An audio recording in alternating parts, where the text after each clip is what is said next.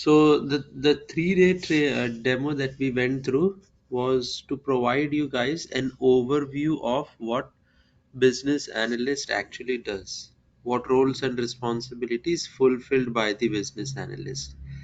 Today will be your class 1, and from now onwards we'll be discussing these things in detail to prepare you guys to better understand what a business analyst does, what is it that they are supposed to do, I mean, what are their roles and responsibilities. Then we will understand things like SDLC.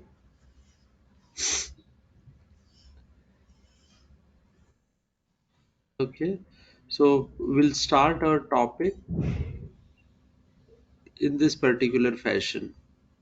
Okay, we'll try and understand what business analysis is, origins of BA, that was how the role of BA was created, what are some of the skills that we require as business analyst. Okay, so once these three topics are over, then we will look at some of the commonly used terms in IT. Okay? So the fourth topic is for people who are from non-IT background as well, so that they can understand and relate what are some of the terms, technical terms that are used in day-to-day language in IT industry. Then we will look at pre-project activities or pre-project requirements. That is, uh, before a business analyst comes into picture, before we start capturing requirements, how do we get these projects? Okay, who are the people involved in getting us the project? Then we will look at different types of projects, IT industry, and IT team structure. Okay. So once we are done with all this background, then we will start with SDLC, that is software development life cycle. And with respect to SDLC, what BA does. So at the end of the day, we are all concerned that what a business analyst does with respect to IT industry, what is their roles and responsibilities in IT industry. Then we will move on with the requirement related stuff, that is preparing ourselves for the actual BA work, the practical work that BA does. So what are the different types of requirements, what are the different sources from which a BA can get requirement, then how do we manage stakeholders, how do we manage risk, then requirement elicitation, requirement sorting and prioritization, requirement modeling, and then the templates will look at, because eventually all the document that we gather through stakeholder management, risk management, requirement elicitation or sorting techniques, we put those information in the form of a template. Okay, so we will put that information into business requirement document, functional requirement, use case. So we'll look at these documents in detail, and how do we put information in these documents. And since everything's moving towards agile, okay, or has already been into agile, so we will look at what is agile, what's the difference between agile, particularly Scrum framework within agile versus waterfall way of doing work. Okay, then we will understand Scrum basics. We'll look at the different terms that are used within Scrum. Then what is user story? How do we estimate, or how the estimations are done for the user stories? We'll also learn Jira tool. What is Jira? How to use Jira? Okay, it's an open source and freely available tool. At the same time, it is one of the more popular ones. Okay. Then we will look at some of the reasons why a project or a particular work could fail in IT industry. So basically, once we know about these failures, how do we avoid them? And then what's a business analyst do's and don'ts? We'll also look at overview of SQL. Okay, so this SQL is not to teach you guys in depth about SQL, but to bring you closer to SQL, what SQL does, what are the advantages of SQL, how SQL can be used, how it can streamline or make your day-to-day life easier, so that if you guys have further inclination or interest towards SQL, you can pursue that path as well.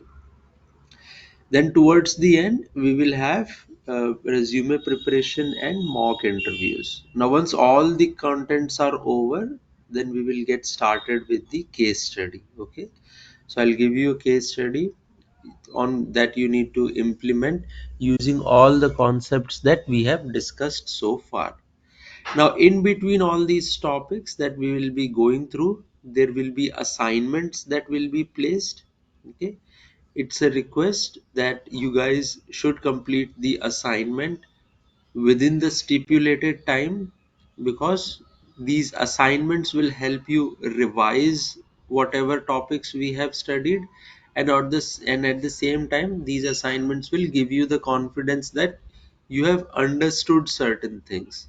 Okay, now if you don't do the assignment, it's not that the classes will be stopped, but it will not benefit you in any way.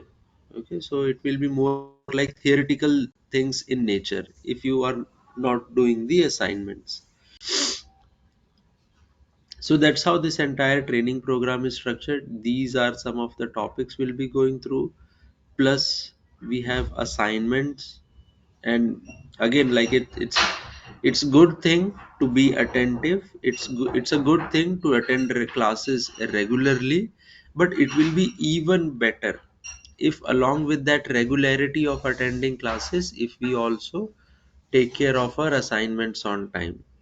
Okay, now this entire training program is structured to finish within 4 to 5 weeks. Okay, I assume that the longer a training takes, there are more distractions that can come in. In the starting, when a training starts, people are usually much more excited. But if the training duration is 6 months, 3 months, 4 months, 6 months, usually and scientifically within 1 to 2 months, people lose the interest.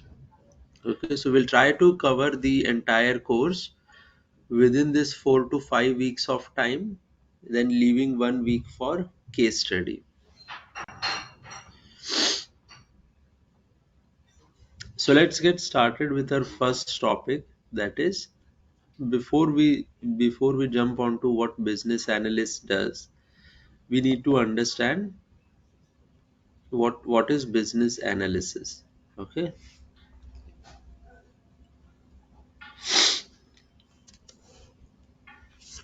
so in order to explain things, I'll not be using lot of technical terms.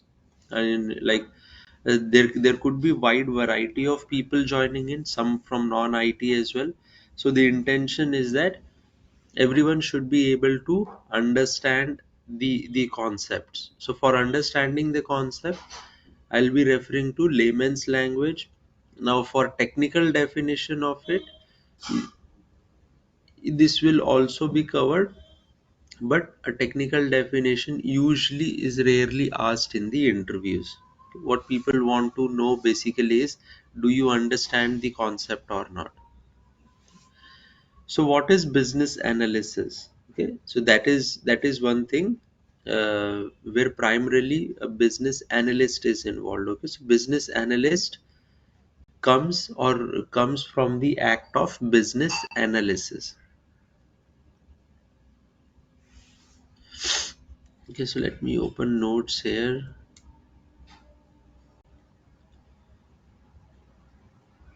See, when you often ask people what business analyst does, people usually give response like they document requirements. Okay, they write and define requirements. Now, what is so special about business analysts that only they can write and define requirements, whereas others cannot? Okay?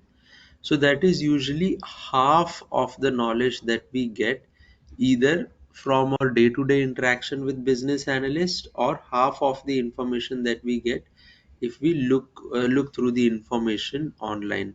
A business analyst It does lot many things.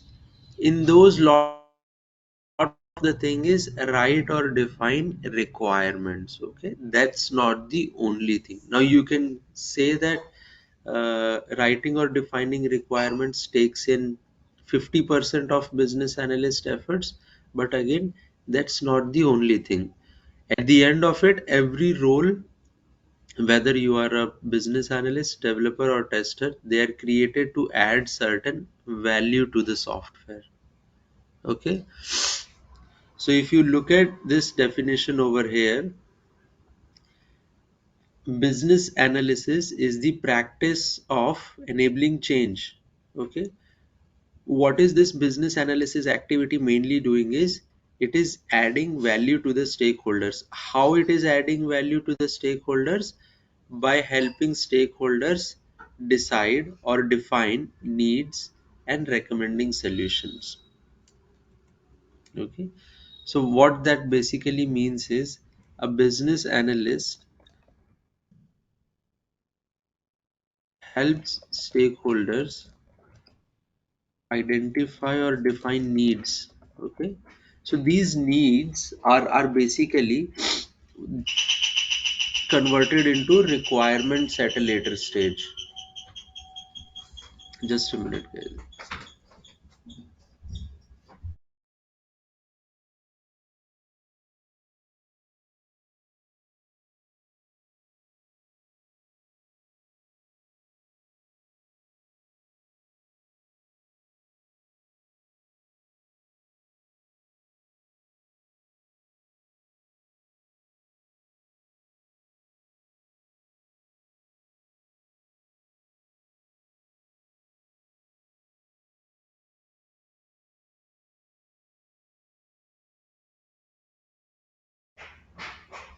Hey, sorry guys for the distraction.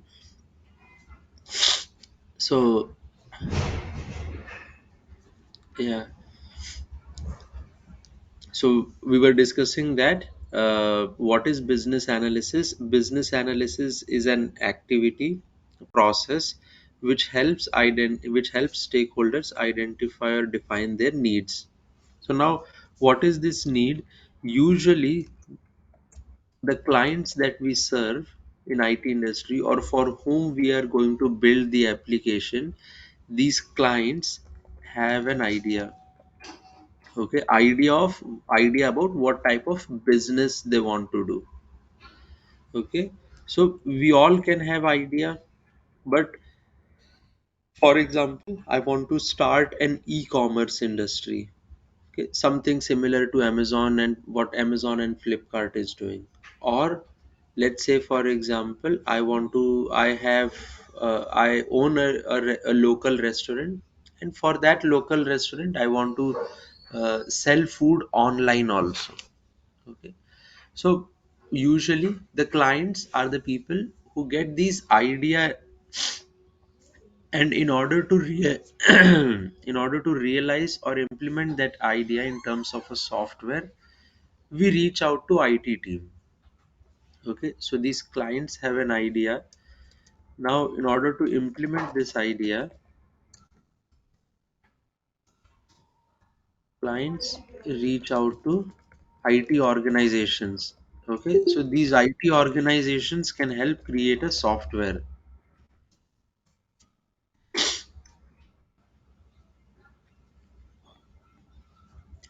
Now when they're reaching out to these IT organizations, this business analysis activity is first conducted by the business analyst. Okay, so having an idea inside your head alone is not enough. Okay, you want to create a food delivery app for your restaurant. That is good, but just by having the idea doesn't mean that you can create a software. For creating a software, you need to convert that idea into specific requirements. Okay, because then only you can pass on these requirements to your development team. Development team, they need to know the specifics of what needs to be done. They cannot simply work on idea. So that is where the business analysis activity is helping our stakeholders identify and define our needs or requirements. Okay. Once you identify your needs or requirements, then you next thing that you do is identify the solution, that how are you going to solve or achieve these requirements. Okay, so that is why, and that is how, by doing these two activities, majorly these two activities, business analysis adds value to the stakeholder. Okay? So that is our business analysis, and from here itself how the term business analyst was derived. Okay,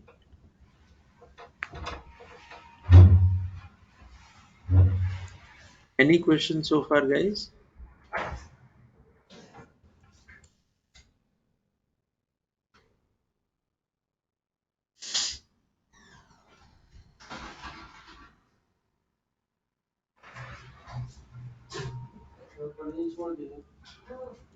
Okay, so if no questions,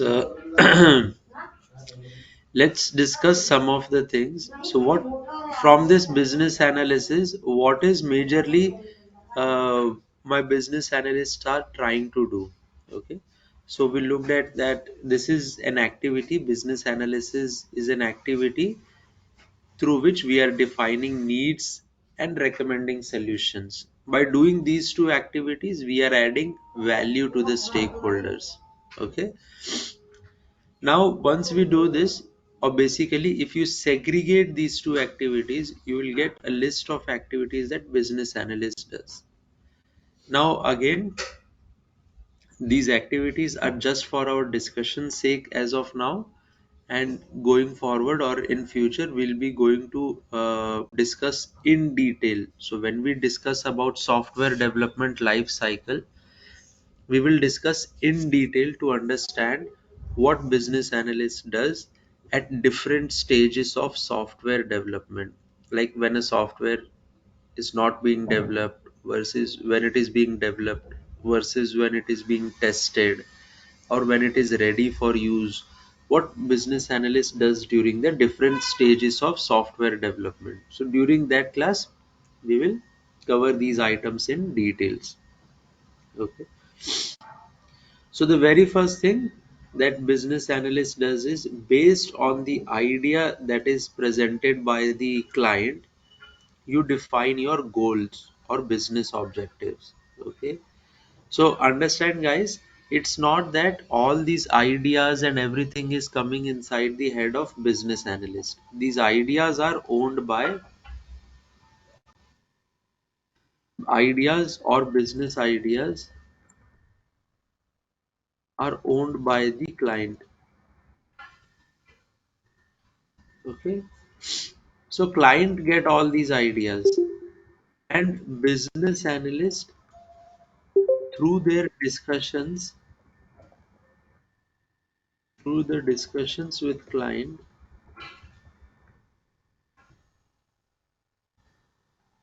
they come up with goals slash objectives. Okay,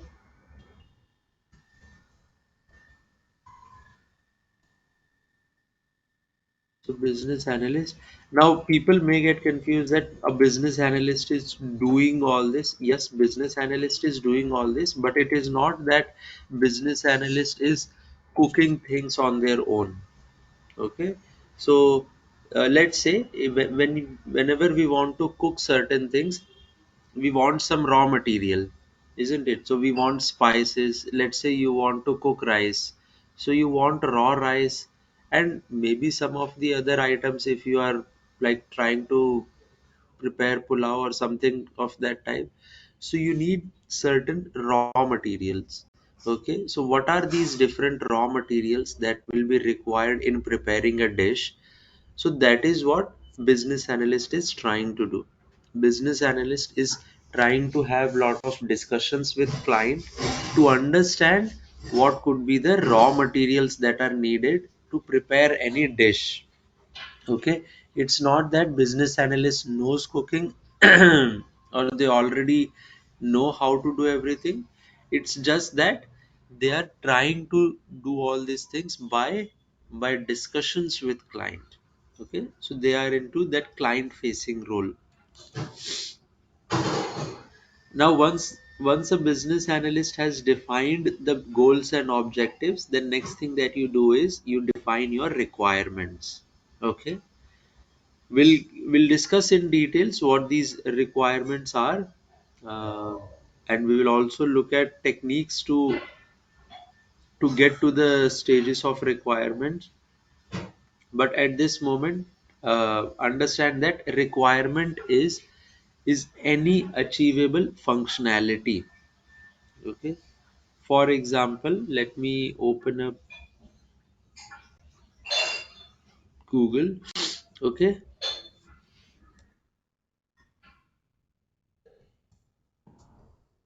now if you see over here, uh, what Google usually shows is there will be a search bar.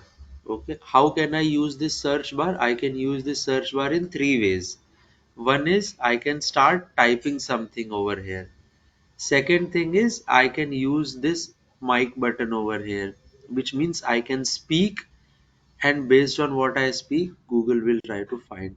Third is I can search by image also, that I can upload an image and then Google will try and search accordingly. Okay, so this particular usage of search bar is actually my requirement.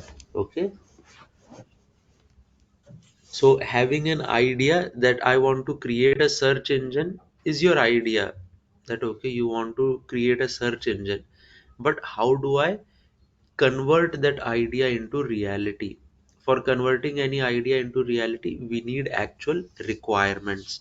Okay, so requirements are any piece of ask that helps deliver a functionality.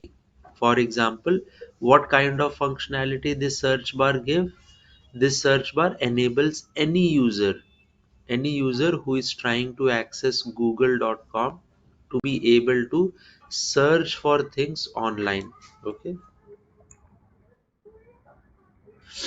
so you type in anything and it will show you some results over here.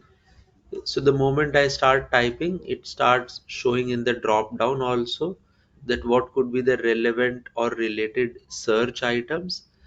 I can either select from the drop down or I can continue to type, and then once I click on search button, it will show me the relevant results. So that is the functionality of the search bar. What's the functionality? That it will show you the expected items.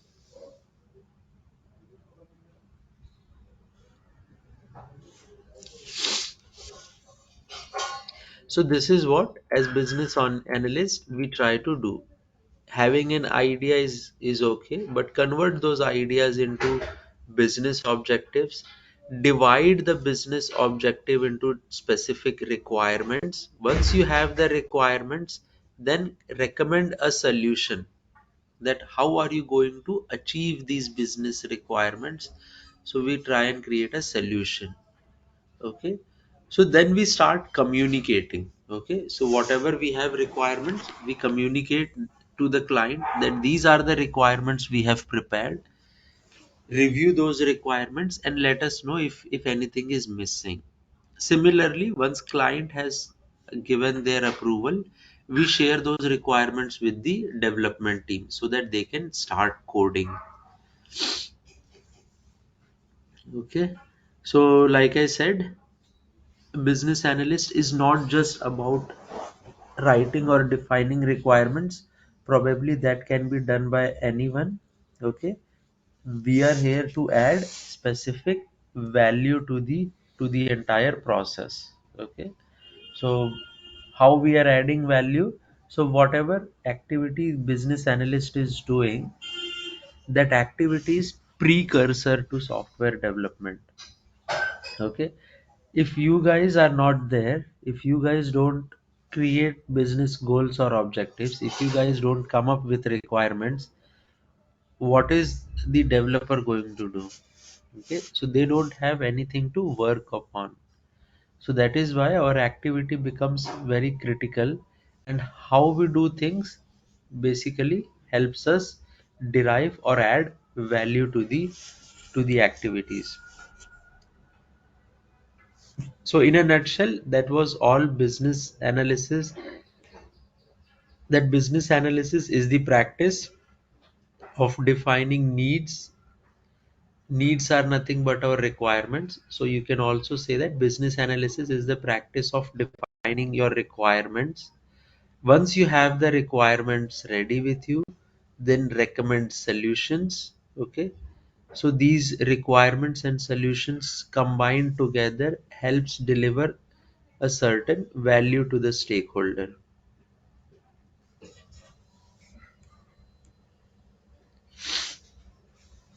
Any questions so far, guys?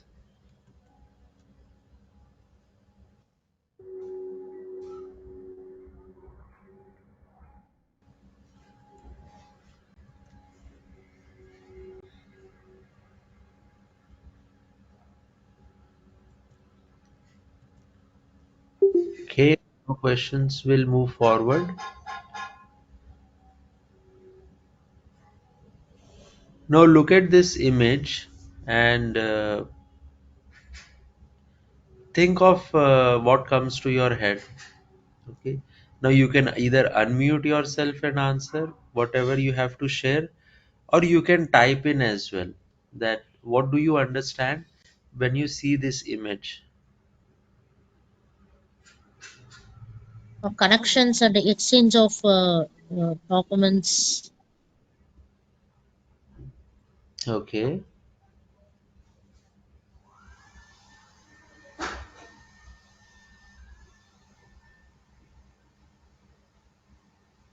Anyone else who has any idea?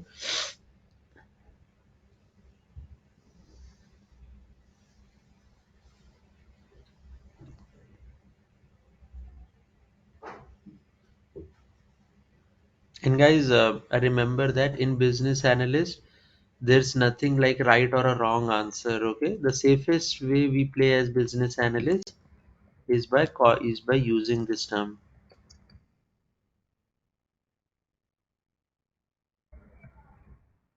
Okay, there's nothing like this is the actual definition or this is how we do things. It depends on situation. We can do it either one way or the other way. So get that, eventually you will get this confidence that there's nothing like a fixed right answer. It's not a code that we are writing that has to be done in a specific way, but it depends on situation. So similarly, what I meant by that is that you can give an answer and not be worried about whether it's right or wrong. Okay, it depends on situation, it depends on the context.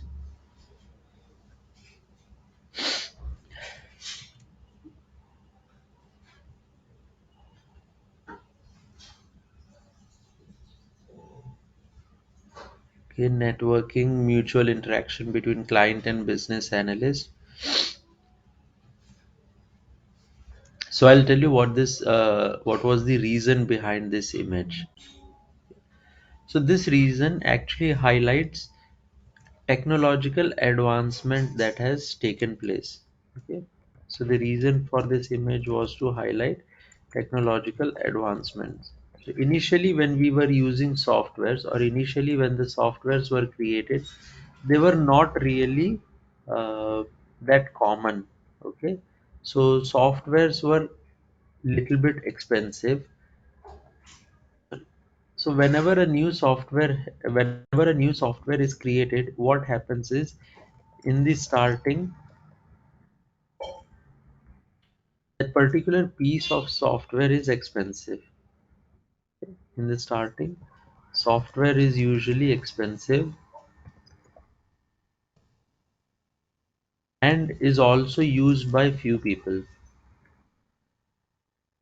because naturally when it is expensive, there won't be an inclination to use it. Okay, so if you remember, Maybe I'm not sure how many of you were uh, born before 2000, but let's say if you were born before 2000, in the first decade following 2000, that is from 2001 to 2010, you would not find laptops being used abundantly.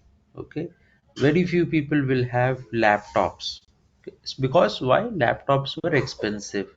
Even buying a laptop with basic configuration meant that you would have to spend somewhere around 35 to 45,000, even for basic laptops also. Now, if you go for any higher configuration, means it will easily go above 50,000. Nowadays, what has happened? Now you have got plenty of options in terms of laptop. Now you can buy laptop even for 10,000 rupees also. You can buy laptop for 1 lakh, 1.5 lakh, or 2 lakhs also. Okay, depending on the how much of the configuration that you require. Similar concept applies in the software industry as well, or basically in technical industry, that anything that is being developed as a new advancement, in the starting it will usually be expensive. Okay, now over time what happens is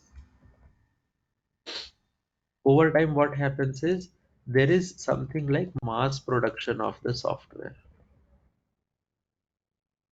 Okay, like a lot of organizations see value that this particular software is going to be used by a lot of people.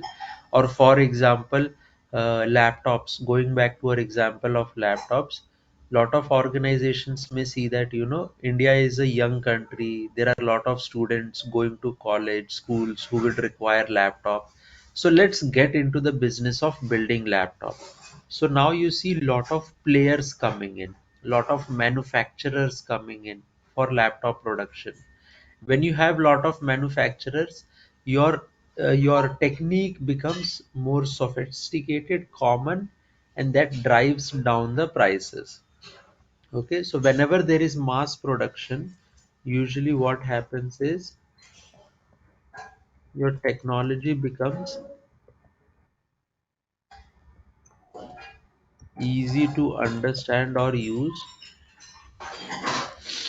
Okay, so over time, in the starting, whenever anything is new, okay, so everyone thinks that this is very difficult to achieve. For example, I'll also give you one more example, chat gpt. Okay, so people think that building a software similar to chat gpt is very difficult, but what happens is over time or over last few days you would have observed that a big organizations like Microsoft, Google, they all have launched their own similar versions of chat gpt, isn't it?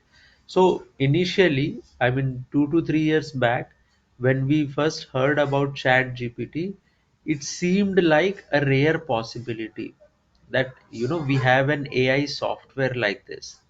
But over time, what has happened is now everyone is jumping onto this wagon, and everyone is creating this generative AI software.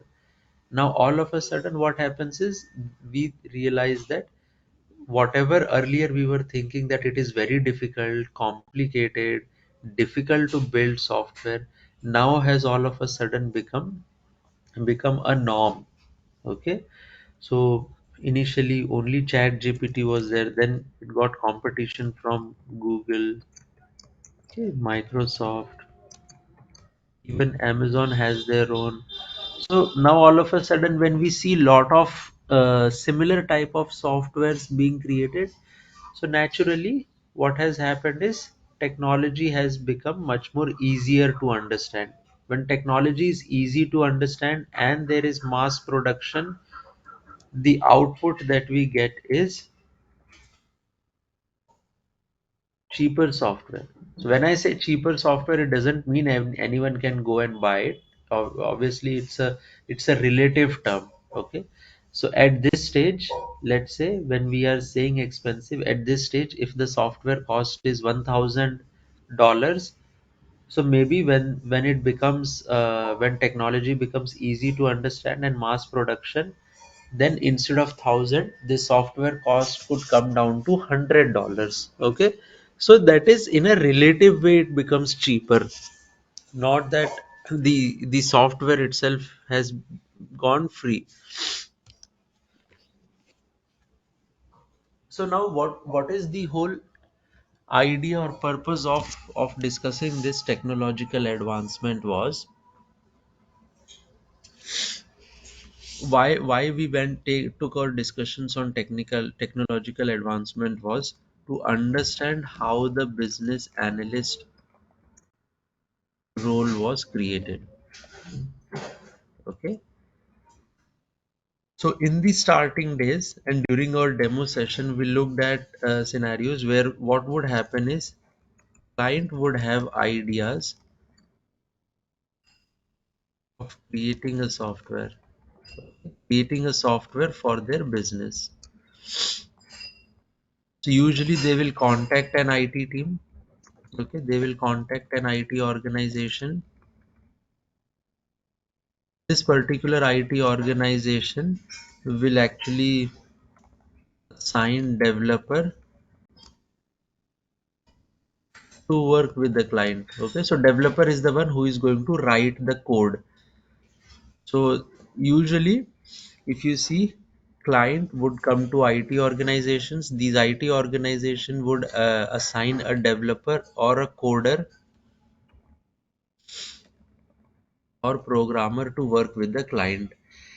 Now, with this particular model in place, what used to happen was, or what were the advantages of this particular model was,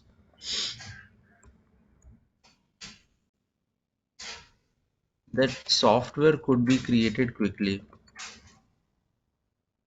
Okay, so there are no more people involved. Okay, there is no business analyst in place. There are no requirements review, gap analysis, or requirement analysis that is happening. Client is directly interacting with the developer or the coder, and that developer or coder is, after talking to client, starts working on creating the software immediately. So naturally the time taken to create the software or the application is lesser, so we get our product quickly. So client is happy. But is client completely happy? That was not the case. And we'll look at some of the disadvantages of this model. So one was lack of documentation. See, naturally or by instinct, and I don't know how it comes, but developers refrain from creating lot of documents. Now these documents actually helps us understand how to use a software. For example, when you buy a TV, you get a user guide with it. When you buy a washing machine, AC, you take up anything, you will use, even for your mobile phones also, you will usually get a user guide or a user manual along with it that tells how to use that particular appliance and how to troubleshoot in case of any problem. Now when developers were directly working on building the software, they usually don't spend lot of time on documentation. So that is where, when you get into an organizations that have been there from 50-60 years, and whose softwares were also created 50-60 years back, you will not find lot of documentation. Okay, you will find it hard to understand how they created their application, what their application does. So you have to do lot of analysis. So one of the disadvantages people realized it, that we are building the software, but then we are not building the user guide. So no one knows how this software was created, how this software needs to be modified, because the entire knowledge is with the developer. And if the developer leaves the company, that's it. The other person will have to spend lot of time in first understanding the code, then from code prepare the document. So that was lack of documentation. Now next thing actually comes from our technological advancement. Okay, So when technology was evolving, okay, so we looked at these three, this one particular piece with an example of chat gpt. So when technology advances, what happens is technology becomes much more easy to use. Okay, it becomes much more user friendly. Otherwise, how will technology becomes can be widely used? See, what is the purpose of creating a chat gpt if no one is going to use it? See, at the end of it, our intention is that whatever software we create, someone should be able to use it. Only if people are able to use it, then only our software becomes popular. Okay, so why will anyone use the software? Again, look at this Google.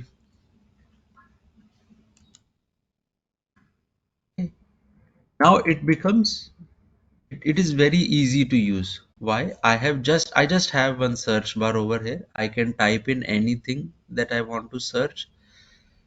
I have language option at the bottom. Okay, so suppose I want to search for anything in my regional language, I can do that as well. Then at the top over here, all the Google apps that are created, they are present over here. So if I want to access any particular Google app, I can simply go to this menu. Now, isn't it easy to use? Instead of creating something fancy and then making it hard to use, what Google did was they kept things pretty simple. Okay? One search bar, language option at the bottom, and then one stack over here which will cover all your Google apps, okay, that you want to access. So that is the whole point of having a technology, to make it easy to use. And why technological advancements happen? Technological advancements happen not just to create cheaper software, but actually user to build user friendly software. When your software is user friendly, when people find it easy to use, they will naturally use it. When they use it, you can earn money from it, isn't it? So different organizations can have different revenue generation model, but everyone wants that their software should be used extensively. Now, that is how this technological advancement derives our next disadvantage. When developers or coders or programmers were building this software, there was less focus on making it user friendly. Okay, a developer's or a programmer's focus was on building the software, whether that software is user friendly or not, whether people will use it or not, that is not their concern. Okay, they are like, you gave me a requirement, I built the software. Now whether that software is easy to use, difficult to use, whether one person use it or 100% use it, I don't care. So there was less focus on keeping it user friendly. Whereas what we want is, as technology is evolving, as technology is advancing, we want more and more people to use it, and more people will only use the technology if it becomes easy to use. See, look at mobile phones for example. Why mobile phones have become so popular? Because over time mobile phones have become much more easier to use. Now in mobile phones you have language option, similar to how we have language option on Google. So if you are someone who doesn't understand English, what you can do is you can set up your phone in your regional language. If you understand regional language, you can easily then use phone. Okay. So that is the entire reason for any technological advancements. One is for making the software cheaper. Second is to use the advancements and build user friendly softwares. So if you create user friendly softwares, people are more likely to use it. Okay, if they find it difficult to use your software, they will not use it again. So as a developer, your focus was less on making it user friendly. It was more on building the software, writing the program. Okay, there was also lack of documentation. So lack of documentation would also means arguments also. Like client could say that I told you a different thing, developer will say that no, you told me this thing only. So client can say that I wanted to create a search bar at the right side corner, developer will say that no, you told to build at the middle of the screen only. So who is right, who is wrong? So usually there could be arguments like this.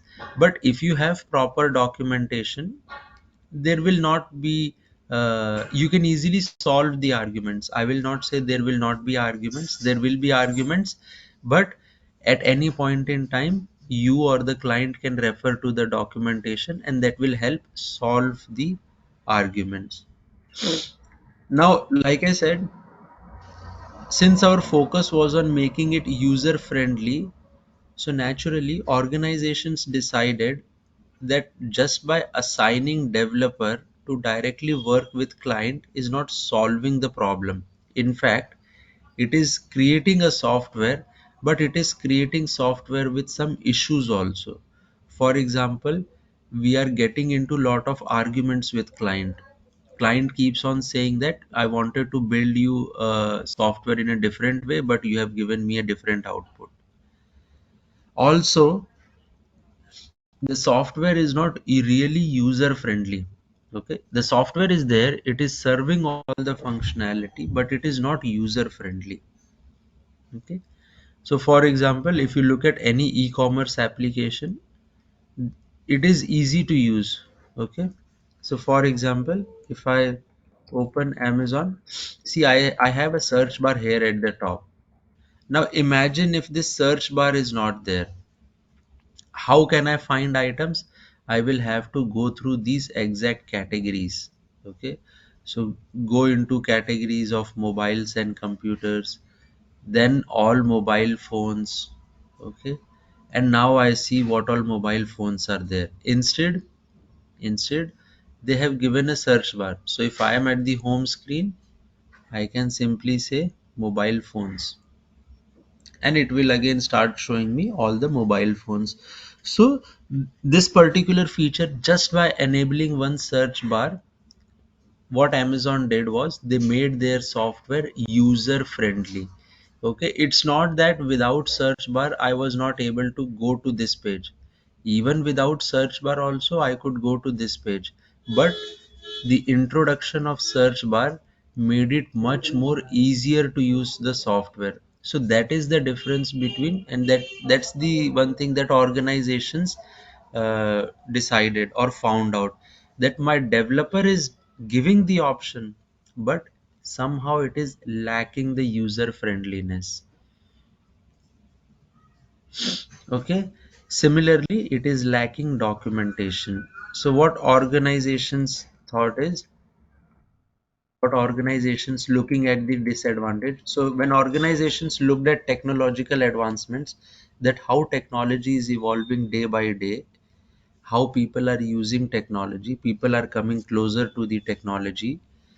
And when they reviewed this particular model in conjunction with technological advancement, they realized that we need someone we need someone who can help overcome these disadvantages.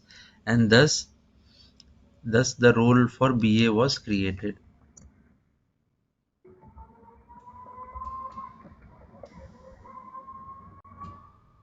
Okay, so the intention was initially that you over help us overcome these disadvantages. Now naturally, over time, it is not that BA would only create documents, but BA would also be involved in other things as well, like talk to client, build rapport with client, build good relationship with the client, so that we can get more work from the client. Also help resolve issues, clarifications, doubts, or arguments. Okay, so naturally what happens is, if you tell a developer that your code is not working as expected, they will take it personally. I mean, anyone will take personally. Not many people would like to be criticized. But as a business analyst, you are taught that you have to resolve the arguments and not get into arguments. Okay. So naturally over time, initially your focus could be on these two items, but over time what happened is, along with these two, a BA was asked to do gap analysis, that you do gap analysis, recommend solution. Okay, not just create a requirement document, but recommend solutions as well. Okay, resolve problems, resolve arguments slash problems,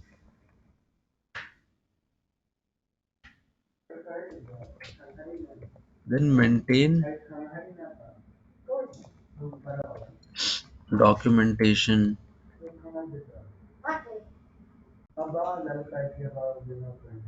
You maintain relationship or rapport as well with the client, so that we can get more work in the future. And at the same time, BA was the client facing person. Okay, now you no longer expose your developer or tester to the client, you expose BA to the client. That BA is the client facing person. So what BA, in a nutshell, I'll tell you, do is they talk to clients in layman's term. Okay, a client doesn't understand a lot of technical stuff. So for client, business is more important than software. Because I don't understand the technicalities of building software, that is why I am giving you the work. If I know the technicalities, I will do the work on my own. So what business analyst is primarily trying to do is talk to client, understand what the client wants. Okay, talk to the client in layman language, normal plain English, no fancy terms. Okay, so talk to the client in layman's term. And what this is, this will actually help you, this will help you derive our goals slash objective. These goals and objectives will help you define requirements. Okay, these requirements can be converted into technical specifications.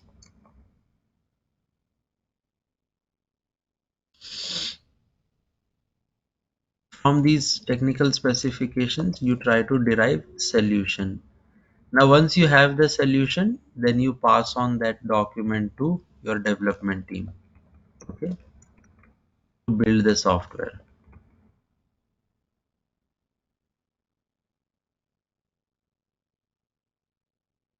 So this is what, in a nutshell, business analyst is trying to do. So business analyst talks in a normal language with client, uses the technical language with the team. Okay, team wants a technical the team wants some technical knowledge. My development team, my programmer, developer or coder doesn't understand plain English. If you tell them plain English, they will interpret something and build a different software. We don't want that to happen. So when business analyst is talking to client, they will try to get specific requirements. Okay, these specific requirements will help us build the software that is needed. Now when you do all these things, what happens is you are avoiding conflicts at later stage. Okay, because you started your discussion by keeping client at the center, you derived your requirements by having your discussions with the client. Whatever requirements you come up with, you documented those requirements and reviewed those requirements with the client. So there is less chance of getting into a conflict at later stage, because at any point in time, if client disagrees, you can always show them the documents as well, that this is what we agreed upon. Okay, this that document is only to solve conflicts. That doesn't mean that if client is asking for a change, that we will not work on it. We will work on the change as well, but the documents and all, having a business analyst is helping us avoid conflicts. Okay, we usually don't want client to get angry on us, so that's why we want to peacefully solve the conflict so that client still trusts us, client continues to give more work to us. If client is not giving work, how can we pay salary for business analyst, developer and other people in the organization? So naturally, we want client to continue to work with us, to continue to give more work to us, and that is why at business analyst, it becomes extremely critical to maintain good rapport with the client. Okay, so now that is how just a brief overview of how technology was advancing with time. This image over here is depicting that earlier we may be communicating with each other through letters, postcards, but then what happened is we got into an era of internet. Okay, and nowadays who sends a letter or a postcard? Nowadays we all have email IDs, and we try to share our thoughts through email directly. Okay, similarly, we are advancing through neural networks, and as the technology keeps advancing, okay, as the technology keeps advancing, these things will become much more easier to use. These things will become much more cheaper. Okay, we all have access to internet now, thanks to Geo and some of their wonderful plans, initially launching everything for free. Now everyone has access to internet, almost everyone, if not everyone. Okay, thanks to Chat GPT, now there are a lot of AI related interactions with human beings as well. And in future also, you will see these more number of companies getting into the space of AI, artificial intelligence. So as these technologies gradually advance, one way to ensure that mass public is using your software is to ensure that you are building user friendly softwares. Okay, and one way of building user friendly software is to have business analyst in place. Okay, so we looked at earlier model where clients would directly interact with developers, and that was leading to some advantages and some advantages, having a work between client and developer directly. In order to overcome these disadvantages, a role of business analyst was created. Okay, so what business analysts will do is they will try to overcome these disadvantages, but along with it, over over years, a number of other responsibilities has been assigned to business analysts. So the role of business analyst revolves around, as technology advances, ensure that our software, our application remains relevant, remains user friendly.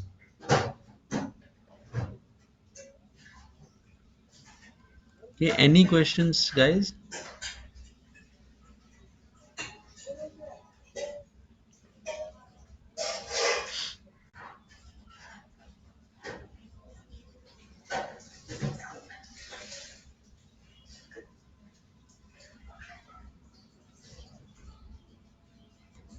Okay, I'll So assume that silence.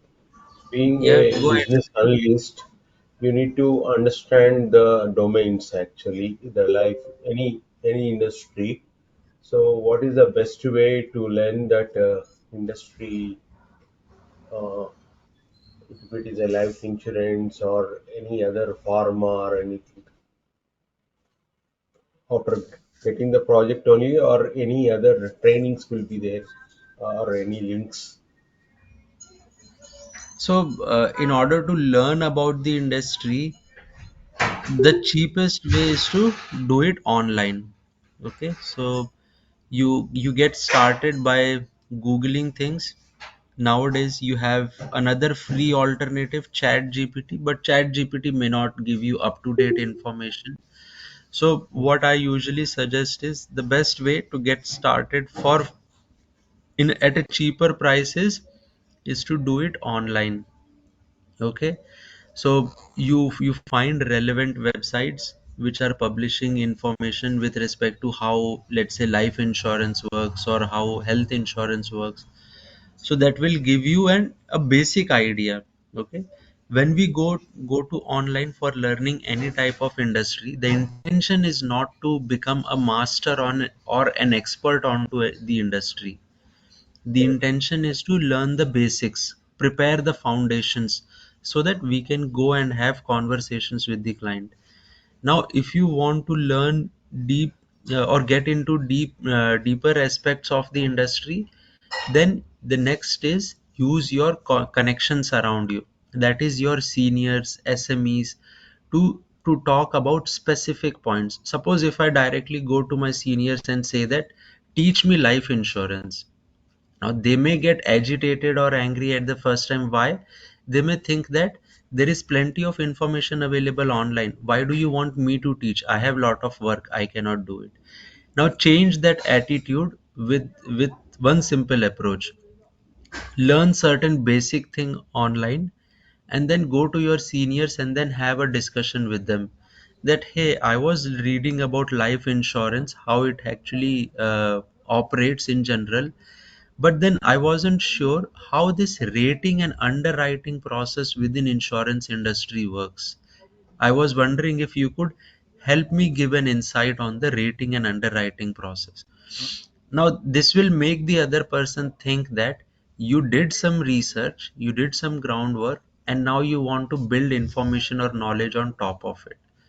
So they can either redirect you with specific online material that could be available on these topics, or they could probably spend half an hour, 1 hour with you in trying to teach you that specific topic. So one thing is, for building the basics, do the online research. For adding on to more advanced knowledge, look at people around you, okay, your seniors or SMEs, to get started. You can also go through some of the available books. Okay, you can buy books on that industry topic and read about that industry through the books as well. But when you are doing self learning, when you are learning things on your own, it is my assumption that usually it will help you build basics only, because naturally when you want to learn things in deep, those things will actually require interference from someone else. You will naturally get some doubts. Okay, so when you are learning from book or online tutorials or videos, whom are you going to ask your doubts? Okay, so you can either post a question, someone may review the question after 1 day, after 2 days they will give you a response. So you don't want to be stuck for 2 days. Okay, if you get a doubt, you should be able to get immediate resolutions also. So that's where your seniors or SMEs will help you build a much more advanced knowledge. Thank you.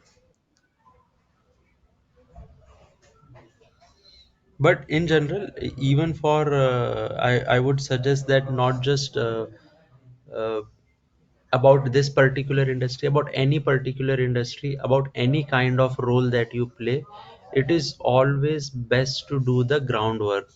Okay, do the basic research first and then go to and then approach people. You will find that most of the time, or at least majority of the time, the people are actually helping you. If you directly go blank face to the client saying that, okay, let's discuss about your requirements, whereas you don't even understand the industry the client is operating in, client will also find it frustrating. Okay, whereas if you have certain basic idea about the industry, again, as business analyst, no one expects you to become the expert on the industry. Okay, basic idea of the industry. Now it will be purely your good luck. Let's say if you become part of banking industry and then you continue to remain with banking industry for 10-15 years, then naturally you will get lot of knowledge on banking domain. But as a business analyst, that may not be relevant or true. That in a service based organization, you may be working with a banking client for 2 years, Maybe after 2 years you may move to a health insurance or a life insurance client. Okay, but whatever industry knowledge you seek, or as business analyst also, what we try to do is, before going in for interviews, we try to learn about the industry for which they are hiring.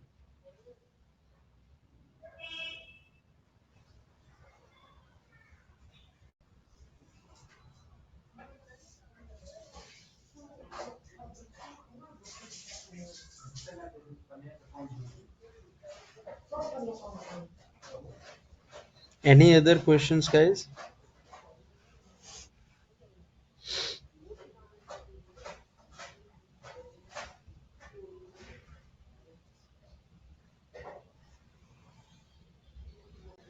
Okay, if no questions, then we'll meet tomorrow. We'll start with our next topic.